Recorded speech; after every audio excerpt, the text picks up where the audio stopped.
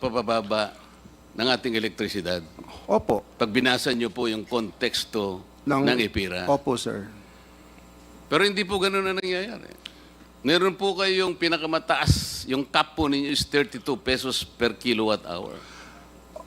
Umaabot po tayo doon, tama o hindi? Meron lang po mga intervals na gano'n, pero on the average po, hindi po tayo nagte-32 Oo nga, pero pesos. umabot po tayo doon. Ang ibig ko sabihin, dapat hindi po tayo maabot ng gano'n sapagkat mas mataas pa po kayo ng doble sa Meralco. Hindi po yun ang rational ng... Kasi po ang pinag-uusapan natin ngayon, kung paano natin ipabababa ang presyo ng kuryente, titingnan po natin lahat. Opo, sir. Yung 32 pesos po is the offer cap allowed by ERC in the meantime. Pero, Present. ibig sabihin, hindi po dapat umabot doon. Kaya nga nandyan po kayo eh. Yes, sir. Hindi naman Sino po... po yung nag-o-audit ng WESM? ERC po.